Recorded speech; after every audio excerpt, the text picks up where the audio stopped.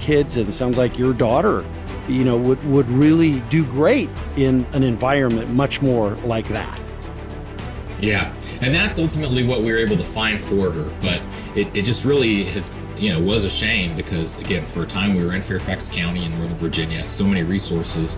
But again, those resources were just not geared towards what our daughter needed. And so having to leave that and find other solutions, is hard for any family because it takes a lot of time and effort and research, and you very much can feel like you're alone. And so again, having something like the educational savings accounts in West Virginia is just such a support for families to feel that there are options, there are opportunities, there's something else other than just what you're trying when you know that is not working.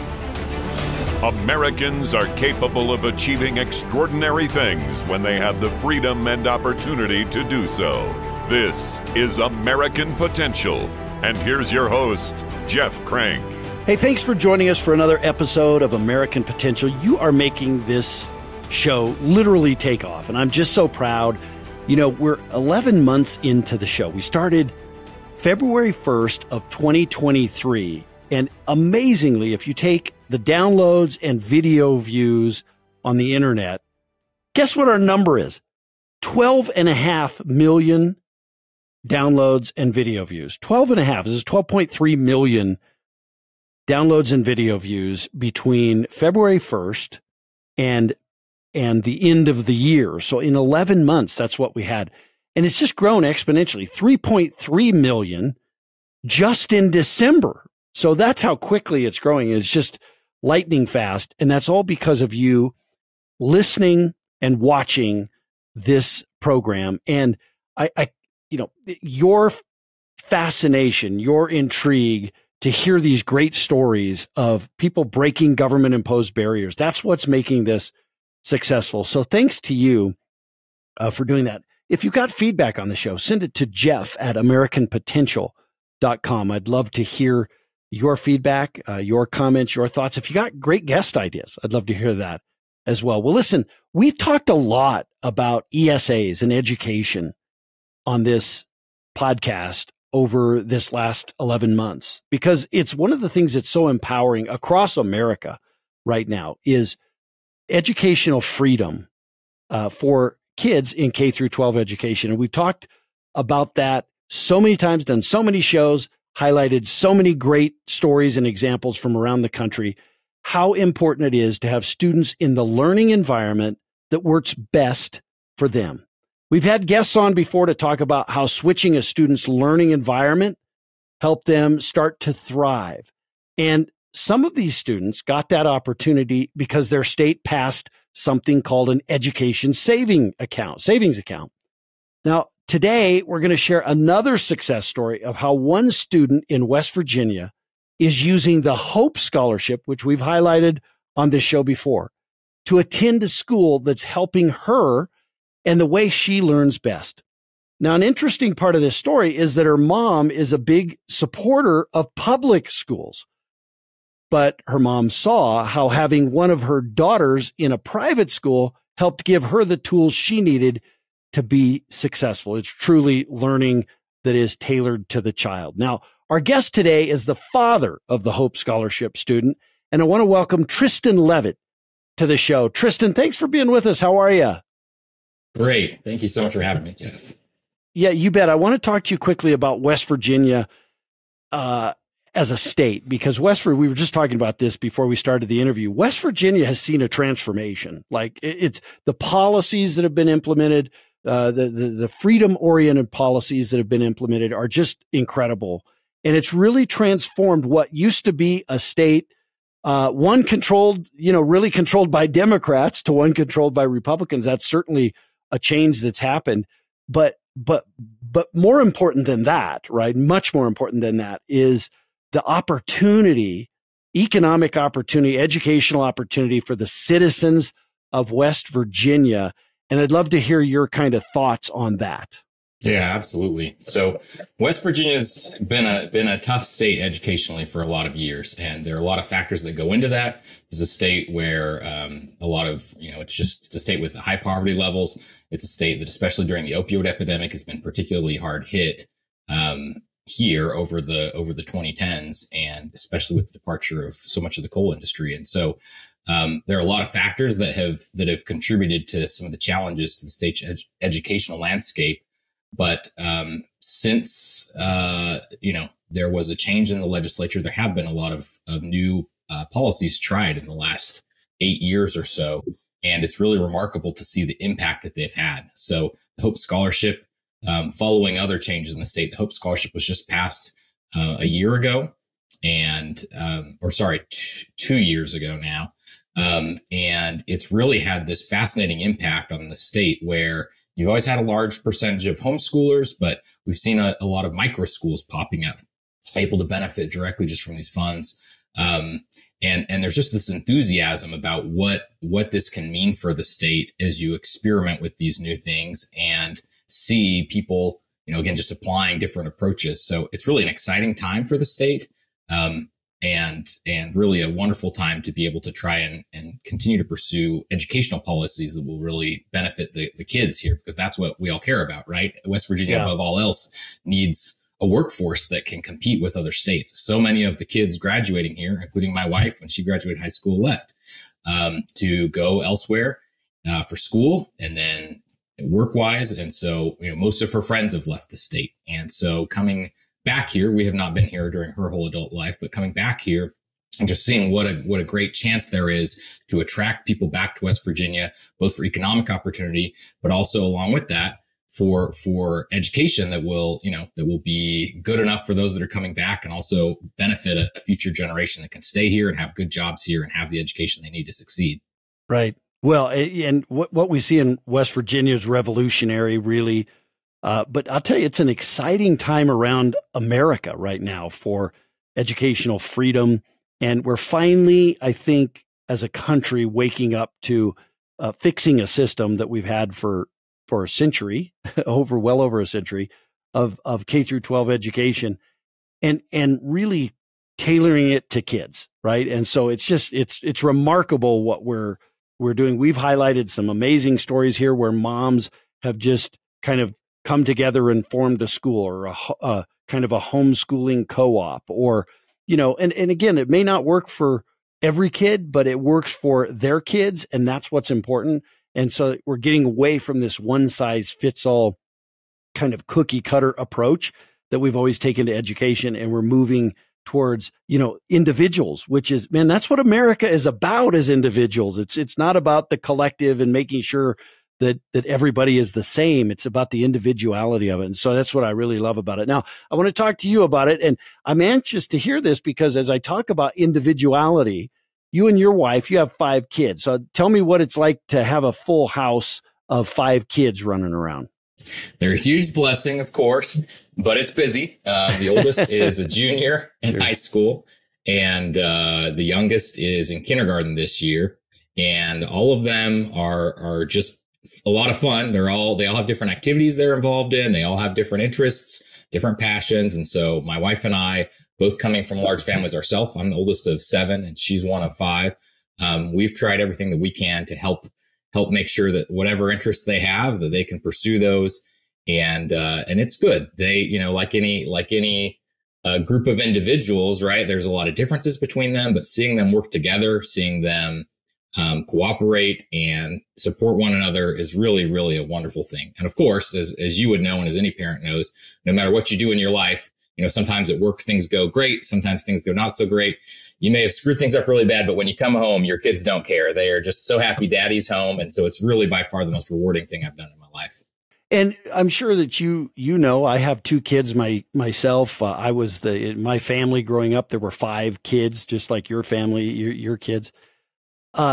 Kids are different, right? And that's what's so amazing about it, and how we've kind of always approached education is we treated all kids the same. But anybody who has more than one kid knows that kids are different. I mean, they're all very different. And have you found that with your kids? Not only just their personalities are different, but they're learning, both their skills and the way in which they learn is very different, I would assume. Yeah, absolutely. And it's funny because I'm not sure that I appreciated this as much initially. Our oldest of the five is a son. Then there's four girls, and he looked like me as a little kid, and we, a lot of similarities. But as he got older, it would be easy for me to take for granted that he'd have the same interest, and of course he didn't. And same in terms of his interest in learning and how he approaches it, and that's been the case for each of our kids.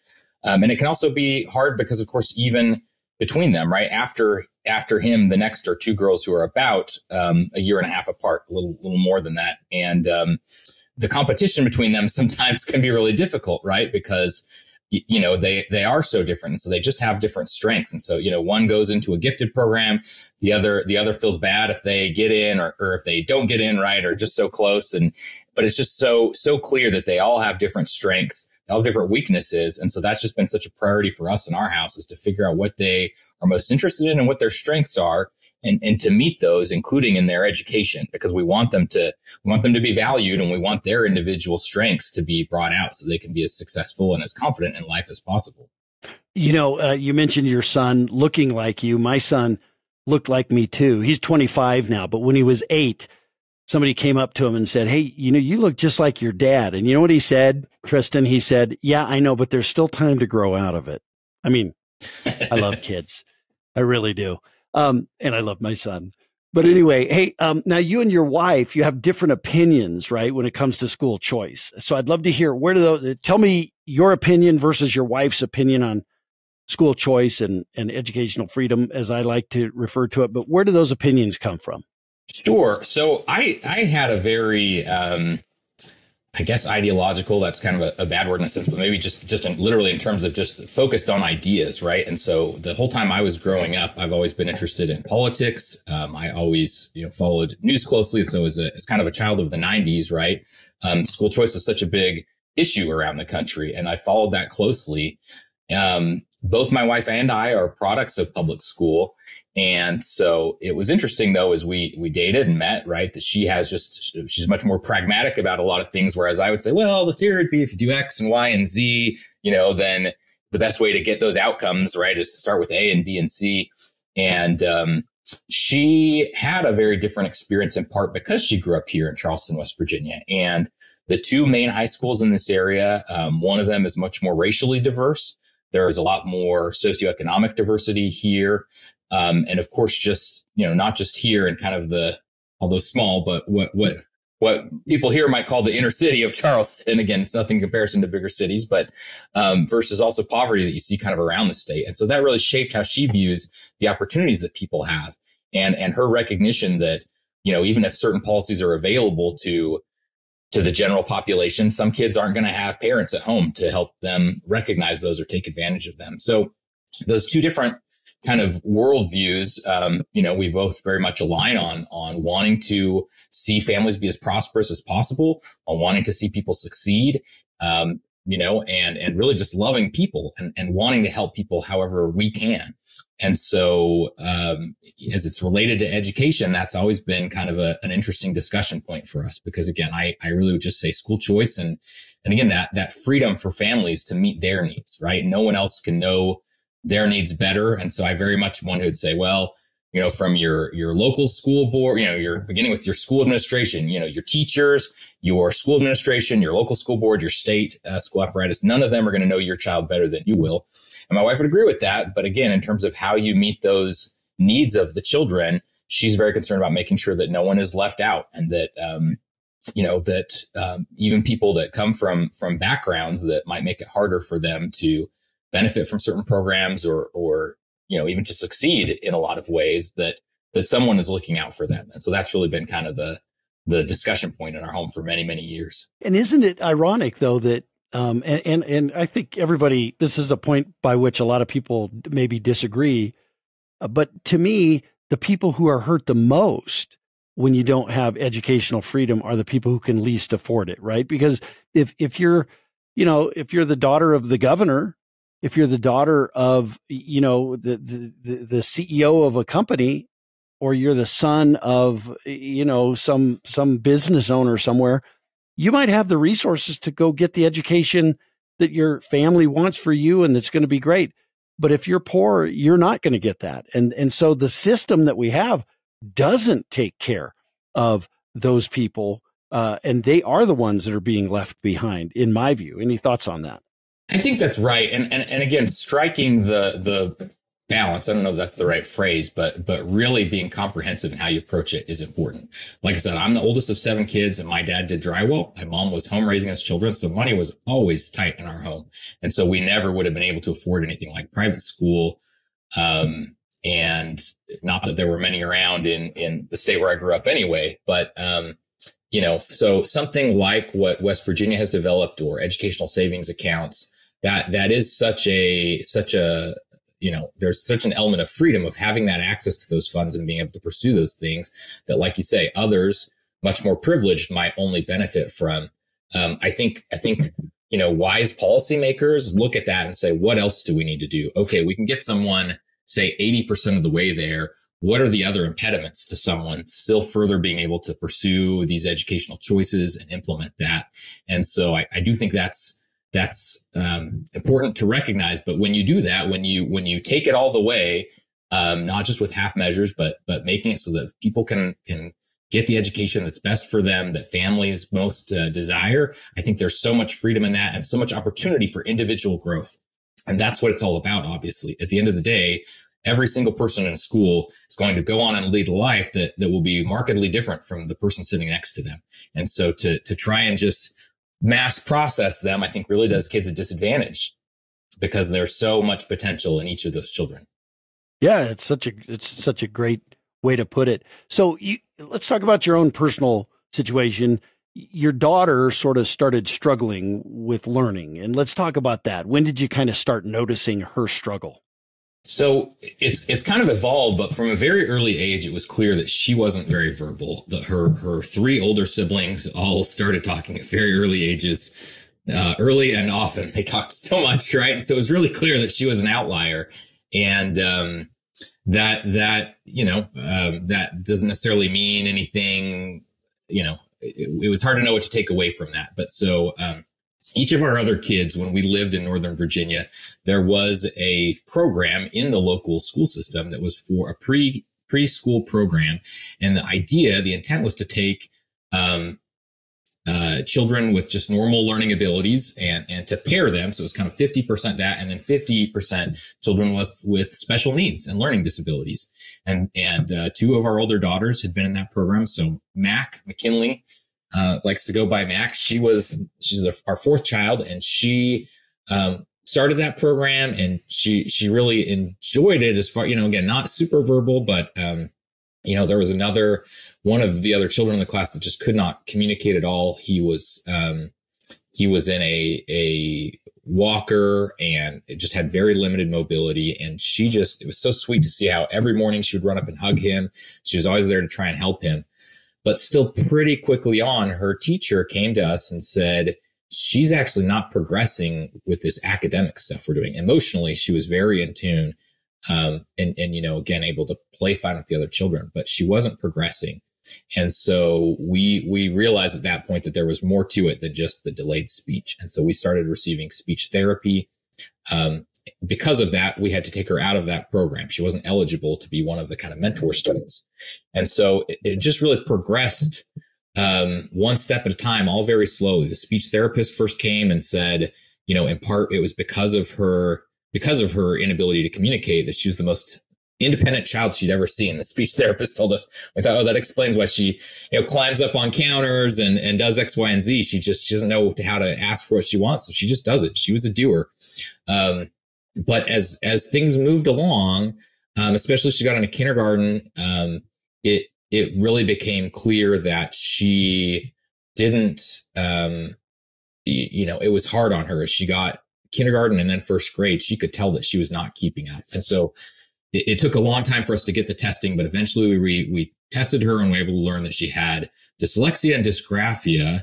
She has executive function disorder and severe ADHD. But one of the things that's been kind of most unique is she has something called expressive receptive communication disorder. And so it just meant that, for instance, if a teacher were to tell her, show her a color and say, what color is this? She just could not recall the way that she learns information, and her short-term recall and retrieving that is all kind of it's structured differently. But if a teacher would show her a bunch of colors and say, which one is yellow, she had the right one. So the information was there, but this was just a really, really difficult thing for her. And so getting that diagnosis and realizing what the struggles were was good. But on the way there, she just had such a tank in self-esteem, feeling like she was stupid, like she would just, couldn't keep up with the other kids. And that was really heartbreaking for us to see. So it definitely has been a very unique journey for our family. We did an episode a while back where some folks started a school for ADHD boys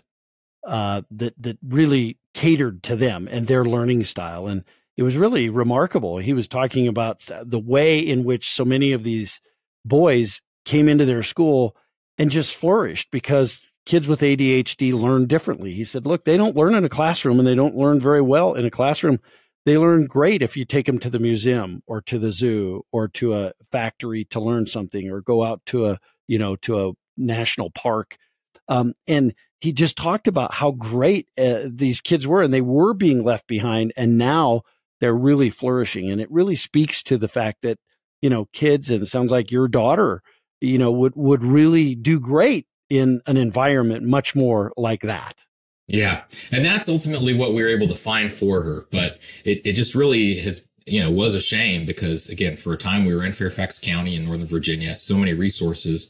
But again, those resources were just not geared towards what our daughter needed. And so having to leave that and find other solutions, is hard for any family because it takes a lot of time and effort and research. And you very much can feel like you're alone. And so again, having something like the educational savings accounts in West Virginia is just such a support for families to feel that there are options, there are opportunities, there's something else other than just what you're trying when that is not working. Now, let me ask you, you were living in Virginia at the time. So what were your options while you were there? So there was after the first grade year, if I can get my chronology right here, it was toward the end of the first grade year that it was in the fall. So the beginning of her first grade year, after kindergarten, it just clearly wasn't working well. First grade, we got the diagnosis. And so we were able to find a school in Northern Virginia that was a private school, and it was geared towards those with learning differences. And it really was amazing for her. Frankly, it's called the Oakwood School. We loved it. It was phenomenal. I could speak forever about how great it was. The real difficulty for us was that we felt really called to move back to West Virginia. My job went remote, and we, again, maybe in part stemming from that view of my wife's that just a good family can have such an impact.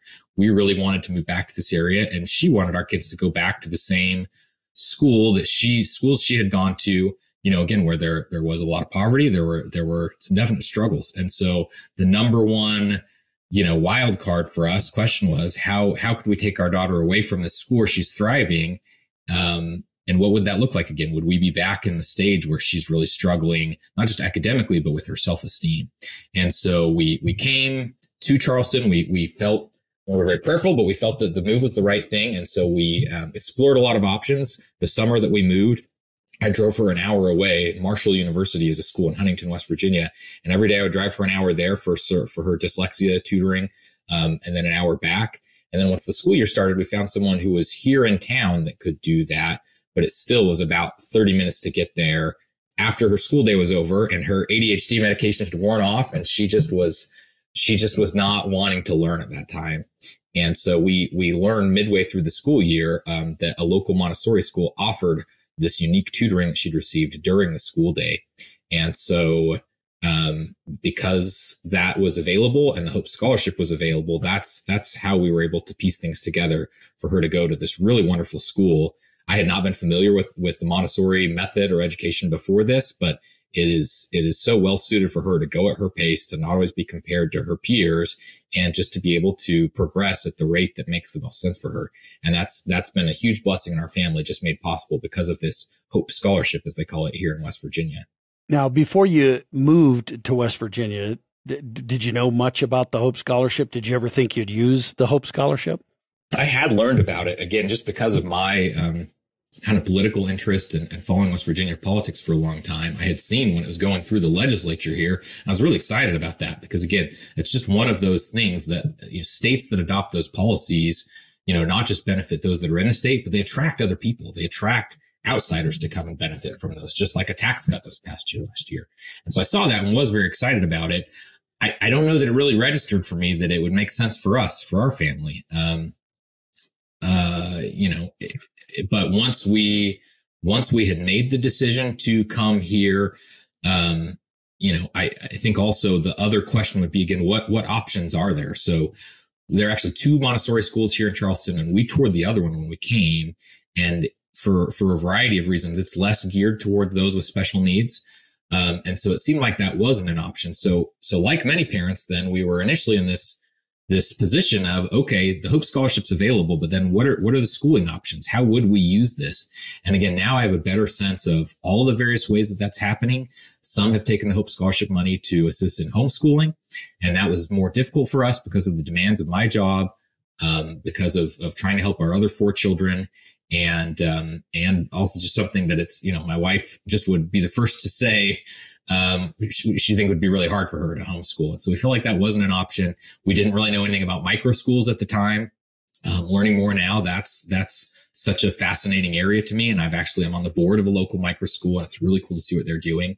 And then of course we'd love to see more other types of schools here. And of course, what my wife would really love to see is, more perhaps programs, but even schools, charter schools, maybe through the public school system.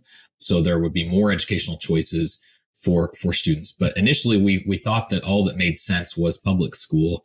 And so it really clicked together that to realize there were other options, suddenly the Hope Scholarship became very relevant for us. But we had to see those other options first and say, oh, this is the thing that could be good for our child, this other school. And then having identified that, how would we go about that? That's where the Hope Scholarship became so relevant and such a blessing. And how was the transition like for your daughter between schools? Did that go fairly well? It did. Because of the way that the Hope Scholarship was implemented, those that were, they made some initial decisions so that it wasn't just available to everybody. It was initially only available to students who were coming from the public schools. So students that had already been, say, in this Montessori school initially weren't eligible. I hope that will change because, again, I think that will benefit a lot of families. But so it had to be kind of midway through the school year for us. And so, there was some, transition jitters for her. And she really liked her teacher at the public school. She, again, they had gone above and beyond to accommodate her. And so maybe part of the hardest transition might have been for us as parents to go to the school and say, hey, you have bent over backwards for our daughter, and we are so grateful for that. We're still going to take her out because we think that this other thing will be better for her. But going to the Montessori school, half of her peers also had dyslexia. So again, just those being surrounded by a similar community really was a benefit. And so she just pretty quickly started to, of course, appreciate that. I think she, again, I said before that early on, again, she's very emotionally developed, but there is an element where I think that, again, being surrounded by other kids with ADHD and other things, it's a better fit, right? Than just all kids who don't have that. And so that was good for her. And some of the other things they do are just so remarkable too. Part of the routines of the day are to do these different chores. And so whereas she used to have a very difficult time, say, completing home chores like cleaning her bedroom because she just could not visualize. I mean, I think this is as much the expressive, receptive communication disorder, but, and AD, I think there's multiple things that play into it, but she couldn't visualize, if I want to clean a room, here's what I need to do. I need to get all the clothes off the floor. I need to take all the toys off the floor. I need to vacuum. It just was totally overwhelming to her. And so in her Montessori school, to see where they do these different chores every single day at the end of the day, they also have a rabbit in the class. And so taking care of that is part of the chores, but it has really taught her so much independence, which is amazing to me, to the point that she now can visualize just through practice. Okay, these are the steps I would need. And in some ways, it's made her more independent than our other kids. It's funny, but the generation today, Our kids don't like to call on the phone. They just want to text their friends. If we go into a restaurant, they never want to be the one to order. That's like mortifying to them. And Mac loves that stuff, right? She loves to like, okay, I could do this. I can do this on the phone. I can call my friends. Literally when we go to restaurants and even in the drive-thru, which does not really accommodate anyone other than the driver ordering, but she will say, can I please do it? And so we will roll down the back window so that she can lean out and order. And she just loves feeling that independence, and just using those life skills that she's been learning in her Montessori school. So, I mean, you've seen a real transition, right? From how she was before, I guess, how she was learning, but also it seems like even like her emotional and physical well-being before she went to this new school and now. Like it's been transformational, it sounds like.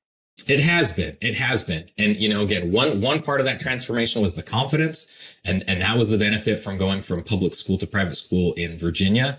And then her confidence started to lag again here in West Virginia in the public school. And so one part of it is, well, I guess one part of it is the academic confidence. Maybe I'll put it that way. Right. And then one part of it is just this overall kind of emotional resiliency and just confidence in not just in her learning abilities or her confidence in her willingness to read, but really just in all areas of her life. And that to me is the thing that matters most. Whether she, I don't want to prejudge, and this makes me a little emotional, right? But it may never be the case that she's an amazing reader. I don't know. I would love if she was. I love books. In our home, we prize reading very much. Whether that happens or not, for her to be able to order off the menu or to read traffic signs is a dramatically different life from if she couldn't do those. And there was a period of time when the difficulties were so severe that we wondered if she would ever be able to do that. And so now I just don't have any worries about what her development will be like. Again, she's such an emotive person. She's the first of our kids always to say thank you for anything. She shows more gratitude than the others. And she just has these really, again, not just learning habits, but now these kind of life skills that I know are going to serve her so well throughout her life. And to that point, I mean, kids they just have different advantages that they have different skills and things that they bring forward. And she has her own, right? And you've been able to help her through this decision, and the school has been able to help her find her skill set, find the things that she's good at. Right. And, there may be some things she's not as good at, may never be as good at, but she's also found the things that make her flourish as a human being. And that's awesome. I mean, that's so great. So great to hear that. How about your other kids? How are your other kids doing in school? They're doing well. I think the school system itself has been, fine for them.